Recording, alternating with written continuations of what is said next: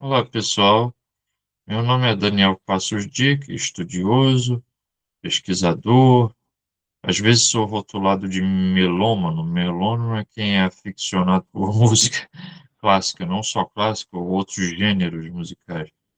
E colecionador de CDs, clássico, comprador. E na aula de hoje nós vamos falar sobre as sonatas para piano de Beethoven, Opus 7, a sonata e Opus 10, números 1 e 2. Vamos lá. Sonatas para piano números 4, 5 e 6. Sonata Opus 7. A primeira grande sonata. Novamente um rompimento com as tradições do século XVIII. A Opus 7 foi a primeira grande sonata, uma das primeiras, muito antes da Moonlight, Pathetic, Appassionata, que são muito conhecidas de Beethoven, né? Foi a primeira grande sonata para piano forte de Beethoven. Até então, era costume publicar quartetos, trios e sonatas englobados em um conjunto. A individualidade de cada uma das partes da série era assim, subordinada a um todo, né, um conjunto, né? Se consciente ou subconscientemente, isto não era o que Beethoven queria, e ele apresentou sua sonata Opus 7 como uma peça independente. Foi uma peça independente, apesar de estar classificada sendo de um grupo das primeiras sonatas para piano de Beethoven, 32, né? E assim ele indicava uma nova tendência, da qual fizeram um bom uso os compositores para piano do século XIX, né? Afora a sonata Opus 106 para piano forte, 106 é a sonata Hammerklavier Sonate, que foi uma das últimas e mais profundas sonatas, né, que nós vamos falar posteriormente, futuramente.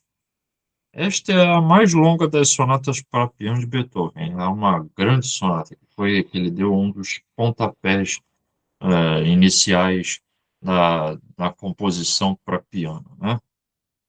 Foi ela composta em 1796/1797 e dedicada a uma de suas alunas em Viena, a Condessa von Keglowitz, a quem ele também dedicou o primeiro concerto para piano. O primeiro concerto para piano é número 1 em Dó maior, opus 15, a Condessa von Keglowitz.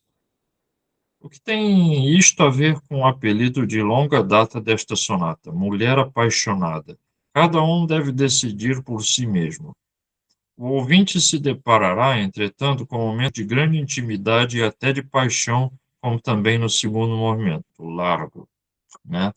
Uma sonata intensa para piano, foi a primeira sonata para piano forte, depois das Opus 2, essa foi uma sonata revolucionária naquela época de Beethoven. A tradição pretende o que o jovem Beethoven, então morando defronte à Condessa, na Austergasse, costumava cruzar a rua em seu hobby de chambre e gorro de dormir ao sair para as aulas de piano, né? Ou seja, a Condessa von Keglowitz era aluna de Beethoven. Não sei se ele tinha uma paixão por ela, né? Mas era uma das alunas preferidas. E nessa ocasião ele dedicou a sonata para piano opus 7 a ela. Pode ter sido uma certa inspiração de Beethoven, né? No material do qual a sonata está construída, ainda não encontramos este Beethoven, que criava do nada um grandioso trabalho que capta a atenção. Aqui, em contraposição, existe uma abundância de incursões materiais e musicais, quase que como obedecendo a convenções sociais, que são tomadas e manipuladas dentro da forma clássica da sonata, que são manipuladas, que são tomadas e manipuladas dentro da forma clássica de sonata. Associamos com associamos com o ulterior Schubert se debatem entre os sons de Beethoven. Estes são, associamos com o ulterior, Schubert se debatem entre os sons de Beethoven. Estes tão familiares aos nossos ouvidos atualmente, ao passo que o acima mencionado largo quase não requer descrição adicional àquela já dada por Beethoven, com gran espressione, né?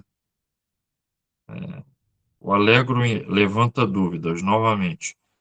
Não chega a ser nem um verdadeiro scherzo, um minueto, uma brincadeira, né? Não chega a ser nem um verdadeiro scherzo, nem um minueto, no sentido clássico da palavra. Mais tarde, na história da música, qualificaríamos este momento como abre-se uma aspas aqui, peça característica. Porém, nos dias de Beethoven, esta expressão ainda não era conhecida. Fácil como o rondó possa soar aos nossos ouvidos, ele oferece grandes problemas para o intérprete. Um andamento a um ritmo vagaroso pode tornar a interpretação enfadonha e, bem assim, um andamento rápido pode colocar o executante em apuros com as fascinantes e rápidas cadências que a peça contém. Nós, como ouvintes, podemos deixar-nos transportar pela encantadora e quase completamente despreocupada música, intocados pelo aspecto prático dos problemas da interpretação. Bom, mas, na verdade, a Sonata Opus 7 foi uma das primeiras sonatas longas para piano forte de Beethoven, né? Depois das Opus 2 foi a sonata que ele quis inovar naquela época em matéria de sonatas e músicas para piano. Agora eu vou falar sonatas Opus 10, números 1 e 2. Intocados pelo aspecto prático do problema na interpretação mútua.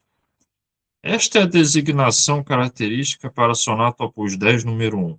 Allegro molto e com brio. Adagio molto e prestissimo não são exatamente inadequadas. O que é surpreendente é que esta sonata tem somente 3 movimentos, como também a Opus 10, número 2. Todas as 3 sonatas Opus 10 foram dedicadas à Condessa von Browning e datam de 1797/1798. As sonatas foram elaboradas na divisão tripartite mozartiana.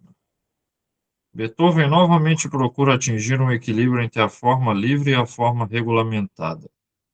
Liberdade de improvisação dentro de uma forma essencialmente rigorosa.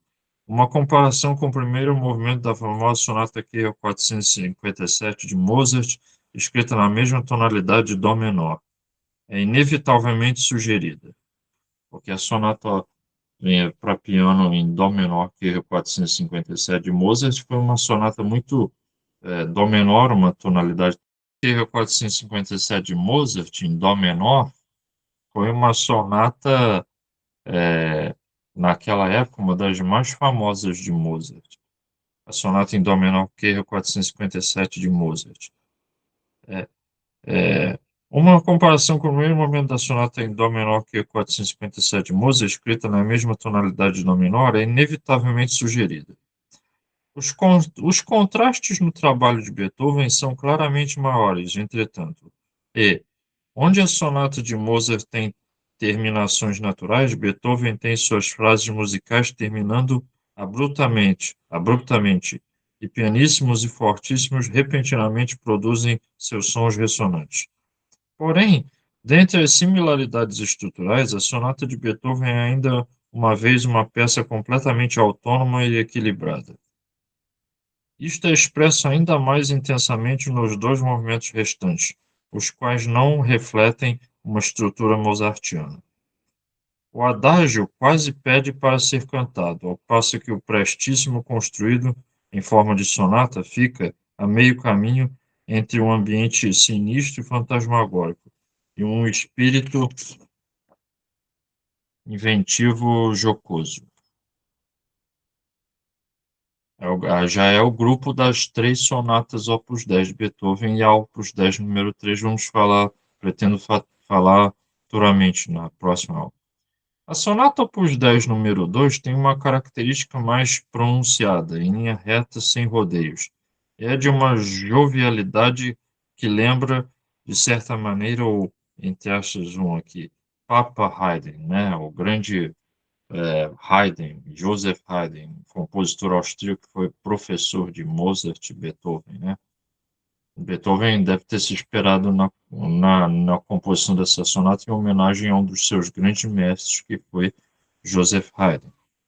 Esta música nos oferece Esta música nos oferece um aspecto de Beethoven que não é frequente. Coloque-se dois pontos aqui. De uma quase exuberante animação.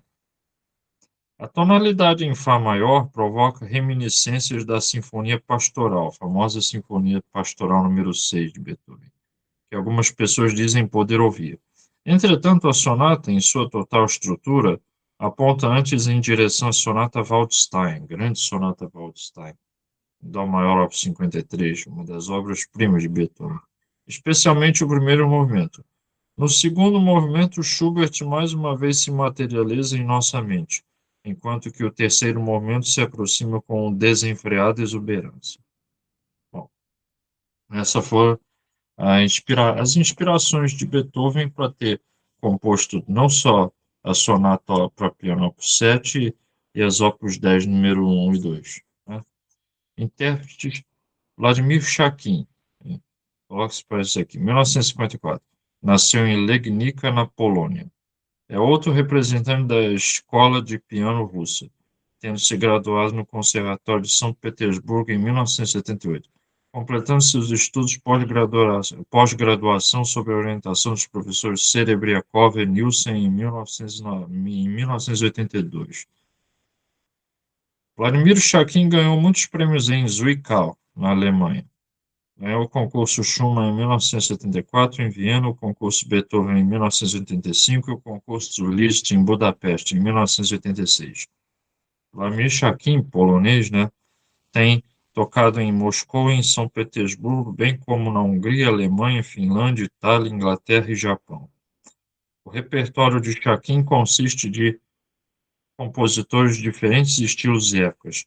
Porém, seus favoritos são Bach, Mozart, Beethoven, Schumann, Chopin, Schubert, Liszt e Rachmaninoff. Seu propósito é combinar em seu trabalho liberdade emocional, sinceridade e aperfeiçoamento da estrutura musical. Né? Ele, polonês, já Tatiana Zagorovskaya, russa. Tatiana Zagorovskaya é professora no Conservatório de São Petersburgo. Formou-se no Instituto Pedagógico Musical de Moscou, atualmente denominada Academia Musical Russa. Seu professor já foi Alexander Yokhelis, um renomado representante da Escola de Piano Russa de Konstantin Jimov. Zagorovskaya tocou na Suécia, Finlândia, Bulgária, Alemanha e França. Toca regularmente com orquestras sinfônicas e, para tanto, possui ela cerca de 25 concertos para piano em seu repertório, além de outros 20 programas para recitais solo. Jornais e revistas enfatizam